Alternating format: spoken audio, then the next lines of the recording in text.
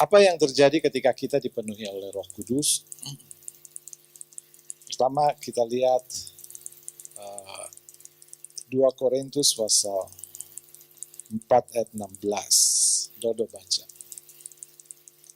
2 Korintus pasal 4 ayat 16. Bassnya dikecilin dikit.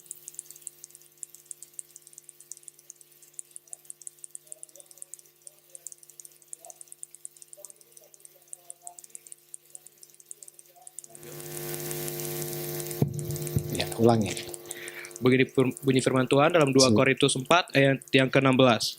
Sebab itu kami tidak tawar hati, tetapi meskipun manusia lahiriah kami semakin merosot, namun manusia batiniah kami dibaharui dari sehari ke sehari. Iya. Saudara, apa yang terjadi ketika kita dipenuhi oleh Roh Kudus? Yang terjadi ketika kita dipenuhi Roh Kudus adalah pertama, Tuhan secara kontinu mengubah hidup kita, membaharui hidup kita. Pertama, pembaharuan pikiran. Jadi pikiran kita semakin dibaharui, semakin kita mengerti rencana Tuhan, semakin kita mengerti kuasa Tuhan, dan semakin kita sadar bahwa kita perlu berdoa, kita perlu ibadah, kita perlu membaca Alkitab. Lalu terjadi juga perubahan konsep setan. Pemikiran yang salah tentang setan selama ini bahwa setan itu berkuasa diubah. Bahwa setan itu sekarang sudah tidak berkuasa lagi. Katakan amin. Setan sudah dikalahkan. Lalu kita juga punya pikiran yang baru tentang keselamatan. Jadi keselamatan itu bukan hasil usaha kita. Keselamatan itu anugerah. Saat kita percaya kepada Yesus, maka keselamatan itu diberikan cuma-cuma. Diberikan secara free, gratis. Jadi bukan karena kita sudah berbuat sesuatu, bukan karena kita sudah melakukan sesuatu, berjasa kepada Tuhan, berjasa kepada gereja, karena melayani Tuhan kita diselamatkan. Tidak sama sekali. Pemahaman keselamatan adalah anugerah. Sama seperti John Newton. Dia menciptakan satu pujian. John Newton adalah seorang pelaut yang kasar, yang jahat, yang kejam.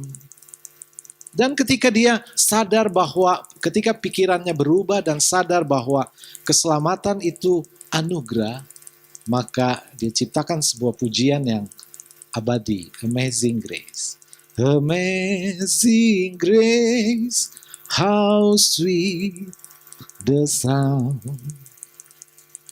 Apa artinya? Betapa besar anugerahnya yang dia berikan padaku. John Kovacs, seorang pengemis, tinggal 16 tahun di bawah tanah, di stasiun kereta bawah tanah yang sudah tidak terpakai. Ternyata gelandangan tidak hanya di Indonesia. Di negara besar seperti Amerika ada gelandangan. Cuma bedanya di Amerika gelandangan itu makan cukup ada karena pemerintah menyiapkan tempat-tempat di mana para gelandangan bisa makan secara teratur, tidur. Bahkan ada gereja-gereja yang juga menyiapkan tempat tidur. Nah, John Kovacs 16 tahun tinggal di bawah tanah di stasiun. Satu hari pemerintah mengadakan razia. Stasiun itu dikosongkan. Dan mereka disuruh pilih. Mau jadi gelandangan atau pindah ke kampung jadi petani. John Kovacs memilih jadi petani. Dan sukses. Dia jadi petani yang berhasil. Ketika ditanya tentang hidupnya, mau kembali lagi ke stasiun bawah tanah atau tidak? Oh, dia berkata, tidak. I never back to the subway. Saya tidak akan pernah kembali lagi ke stasiun kereta.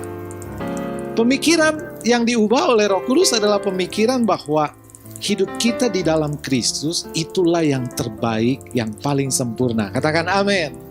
Dan kita tidak akan pernah kembali ke masa lalu.